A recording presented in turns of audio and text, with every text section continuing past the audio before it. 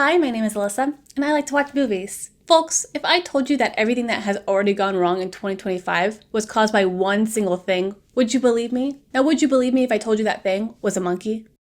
That's right. Everything from the floods, the fires, to the $10 carton of eggs that you get at your local grocery store can be blamed on a 4-foot short drumming machine monkey. At least, that's what this movie wants us to believe. If you've seen my last few reviews, then you know that I absolutely love a horror movie, both the bad and the not so good. And on the heels of his massive indie success Longlegs, Mr. Osgood Perkins is back to scare us once again. Adapting Stephen King's short story of the same name, which was published in Gallery magazine in 1980, the monkey follows twins who have been cursed by the existence of this wind-up cymbal-banging monkey toy left behind by their absent father. And like any good story, this movie has a bit of a filmmaker, what do you call it, je ne sais quoi?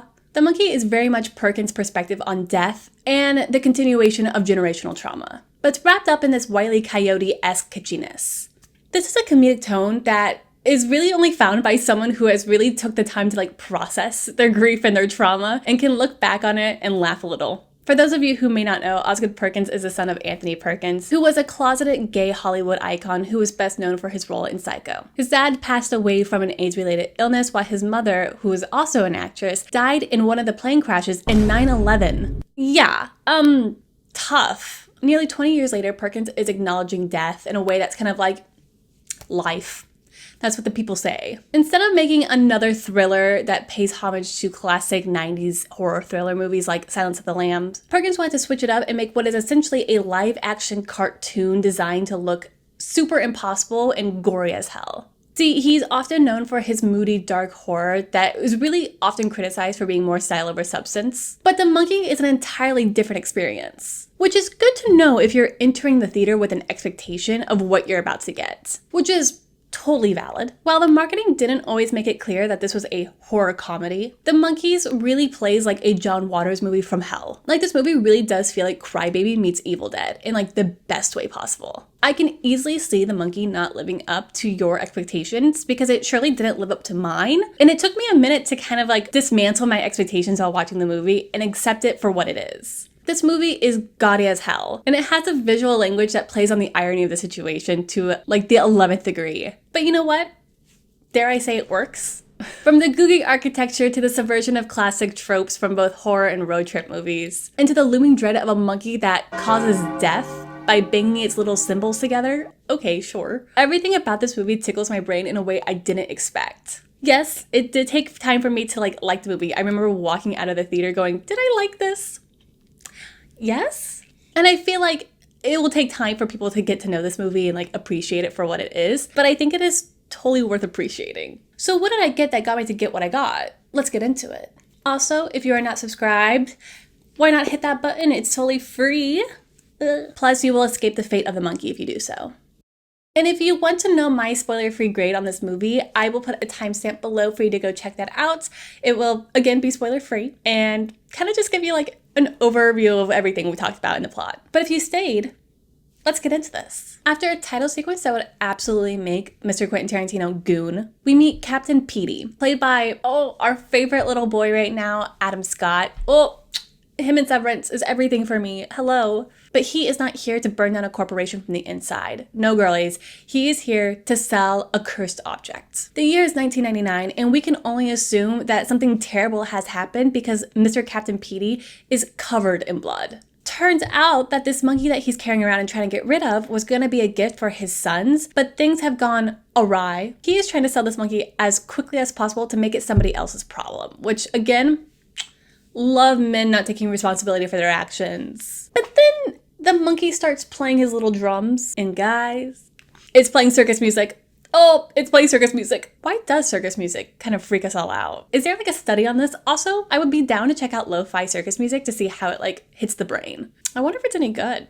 Then the monkey stops playing its music and nothing happens. So what's that about? Don't worry, the monkey won't make us wait too long, because a rat chews through a rope, which has a thing swing down and hit this vintage massive submarine guy who's holding a loaded harpoon. The harpoon gun is triggered, which sends the harpoon through the pawn shop guy's stomach. You hate to see it. You also hate to see that something happens and the harpoon is starting to reel back, which then guts the pawn shop owner like a fish. R.I.P. pawn shop owner. Like, that's really a hard way to go out. Hoping to end this nightmare, Papa Petey sees a flamethrower in the pawn shop and is like, got it. Then he takes the monkey and burns it to death like he's Rick Dalton fighting some hippies. We then get some voiceover that tells us that Papa Petey wasn't able to get rid of the monkey, and so his response is to abandon his family. Yeah. We then get to meet twins Hal and Bill, both played by Christian Convery, who is just so good in this role. And both of them live with their mother, Lois, who is played by Tatiana Maslany. And guys, they are trying to live a normal life after Papa Petey left, but guys, things are tough. It's hard to live in a beautiful mid-century home. Ugh. Bill is a grade A dickhead, and he just really likes to bully the shit out of Hal because he's 2 minutes younger and just a little bit nerdier. And Hal really does dream about dropping a bowling ball on his brother's head. If you have a sibling who's like kind of close in age to you, you understand this feeling all too well. Did I lock my brother in a steamer trunk once because he was irritating me? Why, yes. Did he also break everything I own and still use my shampoo when we have family vacations? Yeah. This is just life, man. Like, what can you do? It probably doesn't help that Lois is like completely checked out still, but whenever the boys do want to remember Papa Petey, all they have to do is go through his stuff in a closet left under the stairs. All the stuff he left behind, like his jacket, his pilot's uniform, and oh my god, what is that? Guys, it's the monkey. The boys are like, oh, thanks. But what happens when you turn the key? The boys turn it and, well, nothing happens. Babysitter Annie comes over the following day to pick up the boys and take them to hibachi while mom goes on a hot date. And guys, Bill is in love with her. It'd be a shame if something were to happen. Hal also makes a weird choice by bringing the monkey with him to dinner, but you know what? Sure. He's a weirdo. He's not like the other kids. Have you ever seen him without this monkey? No, that would be weird. During their dinner show, Hal hears some faint circus music playing in the background, and we already know what that means. After the monkey ends his little song, the hibachi chef swipes his knife, and Miss Babysitter Annie gets her head decapitated. It is off and sizzling on the grill. You hate to see it. R.I.P. Babysitter Annie. And this is exactly what happens to you if you don't catch the shrimp in your mouth, kids. After what I can only describe as the broiest funeral service I've ever seen that is far too long, Lois tells her kids that everything and everyone must die eventually. It could be today and it could be tomorrow. It could also be in 80 years. You just never know. And she's saying all this while wearing the cuntiest glasses I have ever seen in my entire life. But this is also depressing. Let's dance. Lois really watched the music video for Abracadabra and she goes, yeah, this is my personality now. At school the next day, Hal walks into a locker room to find a bunch of preteen girls waiting for him. Terrifying. And they steal his pants because his dad left them. Teenage girls are so mean. Like, I respect them dearly, but I'm also just kind of afraid of them. Things only get worse for Hal because eventually he finds the monkey has teleported into his backpack. And everyone in school just starts making fun of him for it. Even worse, Bill helps the preteen girls bring a ton of bananas to school and they start pelting Hal with them. My god, give this child a break. Where are the principals? Where are the teachers? Somebody. This boy's gonna turn into Carrie.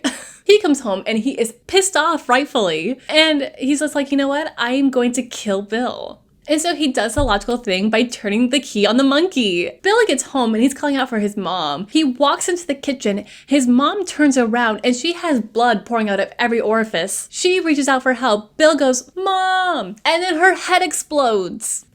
R.I.P. Lois. You were a bad mom, but you did not deserve that death. Overcome with guilt for his mom's death, Hal chops up the monkey and throws that fucking shit away. After the funeral, Bill and Hal move with their Uncle Chip and Aunt Ida to Stephen King's hometown of Maine. Thank God we got that in there somehow. Unfortunately for them, the monkey does find them. Get rid of me? In this economy? Pfft, no. Now, what would you do if this monkey that was responsible for your parents' death kind of just showed up again after you threw it away? Would you A, burn it again? B, sell it? Or C, just keep it for the aesthetic? Well, Bill decides that none of these options really fit his fancy, and he's like, I wonder if you can actually control it. Like, what are the rules of this monkey? So he turns the key, cut to Uncle Chip's funeral. Yeah, it turns out he died during a freak hunting accident. It wasn't like he got shot. No. While he was in his sleeping bag, a herd of moose trampled him to death, turning him into a human cherry pie. So, real quick, let's go over the rules of this monkey. 1. You can turn the key, but you don't get a say in who dies. 2. It can't be destroyed. This baby girl, demon powers. And 3, it cannot kill the person who turns the key. Knowing that it can't be destroyed, Bill and Hal lock that shit up and dump the monkey in a well like it was a daughter named Samara. Time jump! It's 2024. A grown-up Hal, who is played by Theo James, where my Divergent girlies at, he's working at a convenience store with his Gen Z boss who is just vaping the day away. He lets his boss know that he will be gone for the week to celebrate his son's birthday because he only gets to see his son once a year. Yeah, that's right. He's an absent father. Father like son. Hal chooses to spend a week with his son Petey every year simply because he's afraid of passing the curse of the monkey down to his child. However, this creates a bit more issues, believe it or not. His ex-wife and her new husband are just yeah, this isn't a healthy relationship and we'd rather you just not be in his life at all. Hal is blindsided by the fact that his ex-wife wants to take full custody of the kid. And it's okay, I guess. And then Petey and Hal are off to start their road trip together. And girls, I hate to tell you this, that damn monkey, it's back. It's back. How is it back? I'm glad you asked. We catch up with Aunt Ida, who's waking up to the sound of circus music. She's still living that country chic life. She has the rollers in her nightgown, and she's accessorizing with a gun. Love. She goes to the basement where she hears the music playing, but doesn't see anything, and the light goes out, and she goes, that's my cue to exit. And as she's walking up the stairs, they give out, and she falls into a box of fish hooks. Hard pass. This does not kill her, but it does look extremely painful as she's pulling each individual hook out of her face and then applies alcohol onto it. I get it's safe, but use soap and water, girlfriend. Then she smells gas in the house because the burner's on, but the stove, the fire to it is not on. And guys, if you ever smell gas and the stove is not actually on, you need to exit the house and call the fire department. Don't do what Ida does, which is put her alcohol-covered face next to the gas stove and then have the fire actually turn on and then light your head on fire. But that's not what kills Ida. What kills Ida is that she's running around like a chicken with her head chopped off and runs into a fence post, the fence going straight through her head. R.I.P. Aunt Ida, you will be missed. The next day, there's an estate sale at Ida's house, and this guy named Ricky, who looks like Keanu Reeves from Bill and Ted's Excellent Adventure if he never grew out of that alt phase, ends up buying the monkey because it reminds him of his father. But he knows he can get some money out of this monkey by selling it to the local recluse who's had ads out for it. Now, who is this local recluse? During their stay at a motel, Petey's trying to get to know his dad just a little bit better and is asking him questions for the school project he has going on. He's like, hey dad, do you have any brothers? Where's your mom? Where's your dad? Tell me a little bit more about yourself. And Hal goes, I'm an only kid, my parents are dead, and there's nothing notable that has ever happened to me in my entire life. Everything about me is so Boros Noro, let's go to bed. Yes, lie to your child, that is the healthiest thing you could ever do. After jolting awake from a monkey-related nightmare, Hal hears the phone ringing outside and is like, now who is that? He answers the phone and a guy is like, hey, I heard Aunt Ida passed away and she had that monkey. Ugh. Folks, it's Bill. Hal is absolutely pissed off to be hearing from Bill. He's like, I haven't heard from you in 9 years and now you're calling me to go get this monkey? Hard pass, brother. But he might not have a choice because after he hangs up the phone, an AC unit falls off the roof and almost smashes into him. Luckily, he didn't step in that puddle that he was inches away from because now it is full of electricity. And yes, it's also pouring into the pool. Ooh. Hal looks over just in time to see a hot woman in a red bikini getting ready to dive into the pool. And he's like, wait, don't do that. But it's too late. She hits the water and immediately explodes. No one dies a normal death in this movie. Everyone has to explode. Shocked by the death that he has just seen, Hal wakes up Petey and he's like, we gotta make eggs and scramble. I also need to note that the cinematography in this movie is just so good. The cinematography was done by Nico Aguilar, who also just shot Doechie's Denial is a River music video. So okay, pop off. In the morning, Hal and Petey go to Aunt Ida's house where they meet a real chipper real estate agent. And she's just like, hey Hal, your brother, Bill, has told me so much about you. He seems like such a good brother. Petey is like, now what the fuck is going on here on this day? As the agent is walking Hal through the house, she's like, it's been a real weird week. There have been so many freak accidents. And apparently, since Aunt Ida's death, there has been a death every single day, sometimes more than one. And guys, at some point, when is a freak accident no longer a freak accident? When is it an epidemic? I say after 3, it's a problem. Start looking into it, cops. Actually, guys, we've seen a lot of incompetent cops. Call the fire department, I guess. When the agent is trying to unlock this locked door upstairs, Hal starts to hear some familiar circus music playing in the distance. Then the music stops, the door opens, and a shotgun falls down and explodes the real estate agent. Blood and guts everywhere, folks. Petey then has the nerve and the gall to ask if everything is okay upstairs. Petey,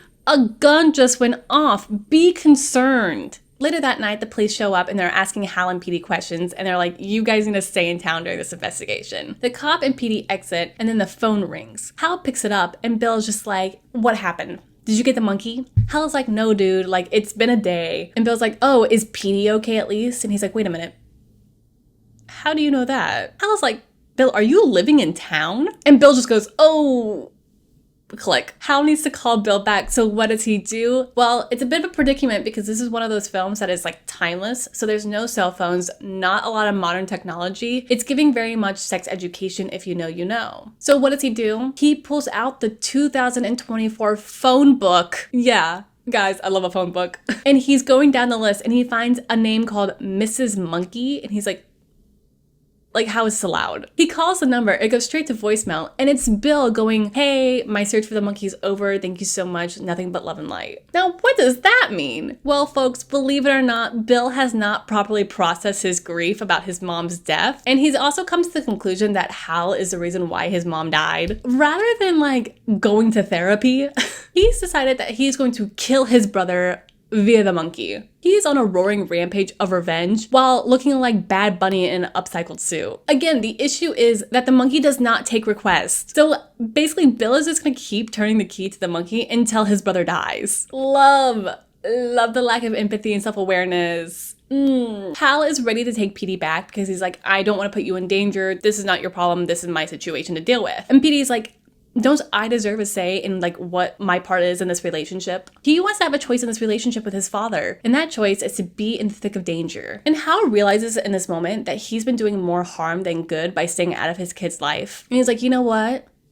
Maybe being an absentee father wasn't the best choice. And then there's a knock on the motel door. Hal opens the door to find Ricky with a gun. Ricky kidnaps Hal and Petey and has a plan to send Petey inside to go get the monkey back for him because he wants that damn monkey. It reminds him of his dad. I love a movie about daddy issues. Hal warns Petey not to mess with the monkey before sending his son in to deal with his brother, who's absolutely lost in the sauce. Petey sneaks into Bill's hideaway and avoids all the traps, including a bowling ball rig. Now, what is that one all about? Petey gets to meet his long-lost Uncle Bill, and Bill presents him with the monkey, telling him that turning the key is something that all the men in our family have been doing for generations. Now it's your turn. Yes, pass on that generational trauma. Petey does fulfill his generational duty, and that monkey immediately starts playing that music that Grandpa and Grandma used to play. In the car, Ricky accidentally shoots the gun, which goes through the windshield and into this massive hornet's nest. Called by the will of death himself, the hornets go through the bullet hole and straight into Ricky's mouth. And they just start infesting his body and eating his jaw away, and we say goodbye to him as his jaw falls to the floor. Al takes this moment to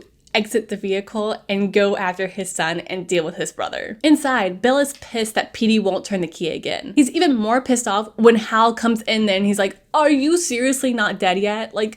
Ugh, how many people do I have to kill? Bill tries to force the monkey to drum without turning the key, which is not part of the rules. As a repercussion to breaking the rules, Bill gets launched backwards by the monkey, and the monkey starts wailing on the drums at an ungodly speed, bringing forth a small town apocalypse. But yet, Hal still doesn't die. This man is so lucky, someone tell him to go buy me a scratchy. During this tiny end of the world scenario, Bill and Hal do have a heart-to-heart about their shared grief, and realize that the only way to move forward is by recognizing those feelings and coming to terms to them in a healthy way that does not include murder. But then the monkey starts playing again. Remember that bowling ball rig from earlier? Yeah, well, it's back to play. One of the booby traps gets set off. The bowling ball falls into a cannon, which then tilts towards Hal and Bill, launches, and decapitates Bill. It's the death Hal always wanted for his brother. Hal picks up the monkey and tells Petey that this is something they're just gonna have to learn to live with. They drive through town examining all the destruction caused by Bill's grief and pull up to a stoplight to acknowledge the fourth horseman of the apocalypse. Yeah. We love a cameo. When Petey asks what they should do next, Hal suggests that they go dancing, a tradition passed down from his mother. Then we get our final kill as a group of cheerleaders hanging outside of a bus's windows are smashed to death by a semi-truck. It breaks the rules of this movie, but like, add them to the body count, why not? Sure. Roll the credits. The monkey. While this movie does harken back to some like Final Destination hijinks with some like comedic tones to it, the nihilistic tone of the movie is kind of too heavy simply because the movie has one massive fatal flaw. It's not funny. Yes, there are comedic moments, but most of the comedy, which is mostly in the dialogue, is flatter than still water. In a world that is slightly eccentric and aims to mimic the slapstick comedies of a cartoon, the comedy is so stiff and the dad jokes just feel so forced that it like just makes me kind of sad. Like I roll my eyes every time someone tries to tell a joke. It doesn't help that most of these characters are deeply bleak and lack any redeeming qualities that make me root for them or even want to like to relate to them. While watching this, I did try to rationalize the lack of comedy to like a taste thing. But in retrospect, I think that the problem is that this movie doesn't lean into the absurdity of what we're seeing visually. There is no counterbalance to the bleakness of the horror or the bleakness of the characters' like perspective on life. And I hate to keep comparing this movie to things, but like John Waters' level of comedy comes from the pure absurdity of the situation or of the characters. No, please. Fashion has changed. No, it hasn't.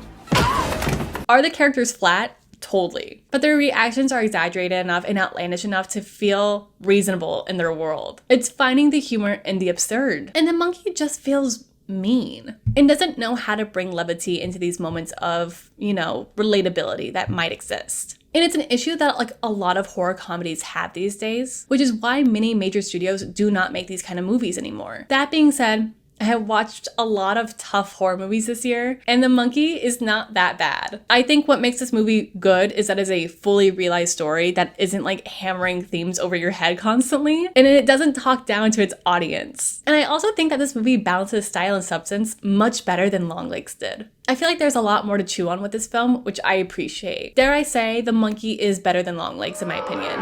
I know. Boo me if you want, but that's my opinion. Look, this movie is kitsch as fuck. And kitsch horror is designed to be a little kooky, a little eye-rolly. But these are the kind of movies that turn into cult classics further down the road, which I think will totally be the case with The Monkey. It also helps that Stephen King's name is attached to this, as well as his stamp of approval. It won't be the only Stephen King movie we see this year, so like, keep your eyes out for that. So does The Monkey deserve cult status here and now, or can we just throw it down a well and forget about it until 20 years from now? For me, I'm gonna give The Monkey a solid B-.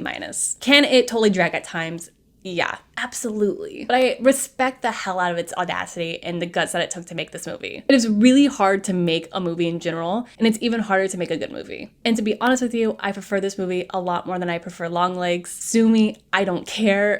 If you're into ridiculous over-the-top gore and like don't mind a movie that's a little bit flat, I highly recommend it. But go in with the expectation that this is a cheesy B-style horror movie designed to be a gag, not a cinematic revolution. But let me know what you think of The Monkey, or what childhood toy would haunt you. I think mine would for sure be that stuffed Shrek that my family got from this random guy in Las Vegas that is still at my grandma's house. Shrek is love, Shrek is life. As always, leave a like, comment, and subscribe, and I will see you in the next one. Bye.